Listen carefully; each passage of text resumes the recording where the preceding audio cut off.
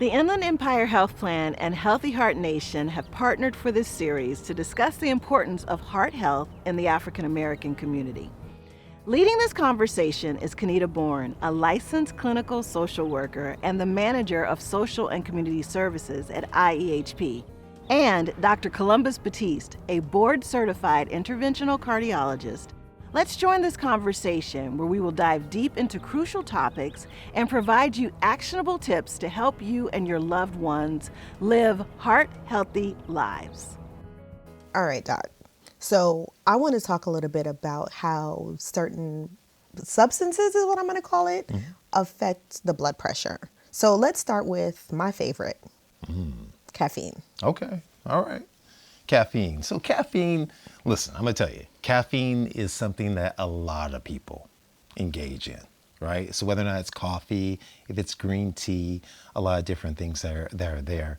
And when we look at the role of caffeine, caffeine is a stimulant. That's usually why most people drink it, because it wakes them up. It gives them that little bit of extra boost, which means that it stimulates the adrenergic system, the stress hormones. The stress hormones to get you revved up. Right? A little bit, right? So you're looking at that. So we understand that when that happens, the blood pressure is going to rise a little bit transiently, right? And so when we see this, we know that there's been a lot of studies, to be honest with you, back and forth as it relates to coffee, looking at coffee specifically. And so some studies we do know in the acute phase, which means the short term, it may raise your blood pressure. Your blood pressure will go up a couple of millimeters of mercury, and millimeters matter there. Long term, though, it's variable. We're not quite certain where things fall. Now, the problem is most people are not drinking coffee alone. They may be having a little bit of coffee with a whole lot of cream, a whole lot of sugar. And we know the detrimental effects of that overall in terms of cardiovascular health in general. So it becomes this domino effect. The other thing that ends up happening that coffee will impact is it will impact, depending upon when you drink it, your sleep. And we know that inappropriate or lack of good sleep can lead to elevated blood pressure too as well. So we do have to be conscious of what we're putting into our bodies, and caffeine and coffee are just one of many things. So I'm going to tell on myself just a little bit, because I try to work out every morning at 5 o'clock. That is early. So there is a high possibility that I take pre-workout before I work out, which has caffeine in it. And then after my workout, when it's time to go to work, I drink coffee. Is that bad? Bad's relative. I think the question is whether or not what your body's response is to that, right? And so we understand this science is growing as it relates to the specific precise amount of caffeine that is detrimental for each individual may be slightly different. So this gets us back to knowing what your numbers are, inspecting what you're inspecting, seeing what your blood pressure response is for you as an individual will be important.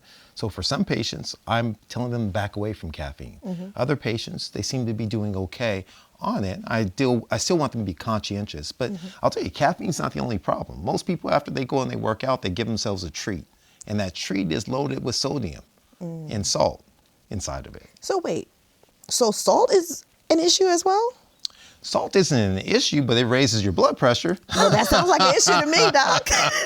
So, when we look at salt intake, and most of my patients tell me, Doc, I don't even add salt to my food. And the reason why you don't have to is most of it's inside the food already.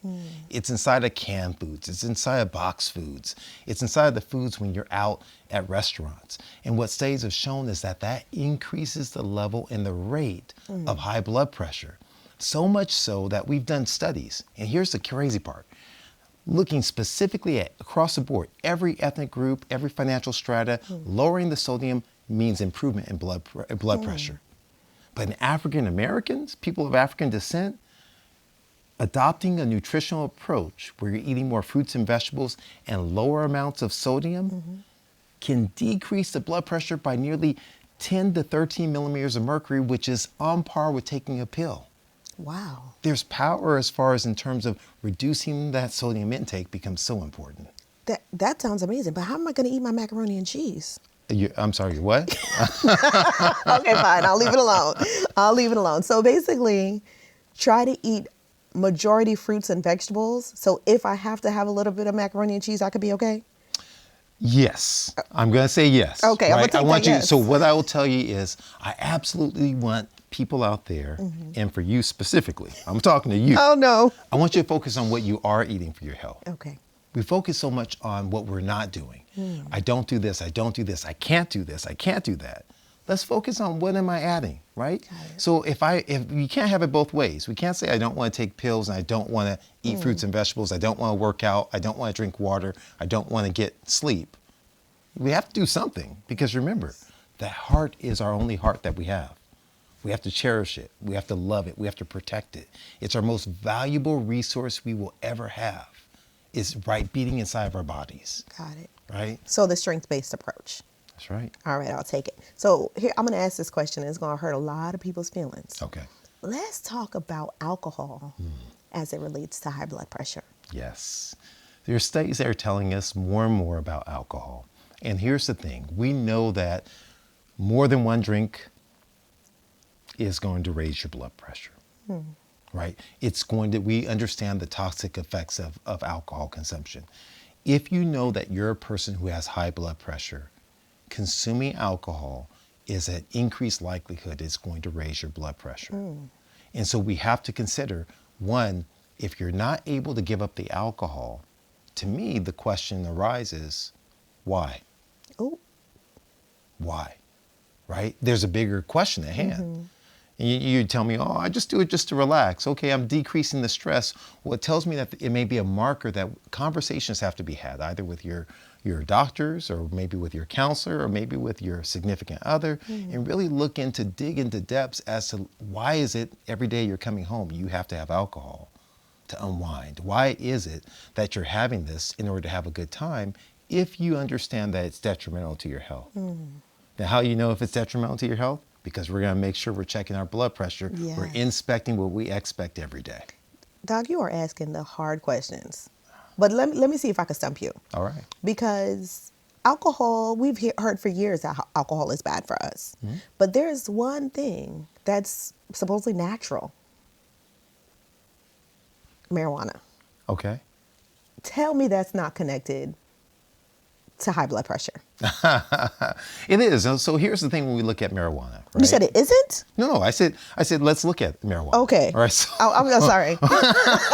so marijuana, basically what we know, the studies, what the science tells us right now, and first I have to give the caveat, the explanation, we're learning more and more. As marijuana use is coming more to the forefront, it's coming out of the closet, out of the back room, and it's more normalized in society, we're learning more and more about it. And so one of the things we've observed with blood pressures, we have not seen a direct one-to-one increase rate. So meaning that the blood pressure shoots up high with use of marijuana. Okay. But here's what we have found. Uh-oh. We've seen that with marijuana use, there's an increased risk of heart attacks. There's an increased risk of strokes, or what we're seeing. And so we have to be careful and look at things as a whole. And I'd also push back a little bit in terms of saying that marijuana is natural, because there's a lot of synthetic forms that are out there. And so we have to be careful and look at what we're ingesting, being aware of what we're ingesting, all the way from the foods we eat, the liquids that we ingest to what we smoke to as well becomes important. Got it. So it's not going to raise your blood pressure in real time, but it will increase your risk of heart failure, stroke. Of heart attack. Heart attack, excuse me. And strokes. Interesting. And so right now the data does not suggest a substantial increase in blood pressure, but stay tuned. Well, there you go. There you go.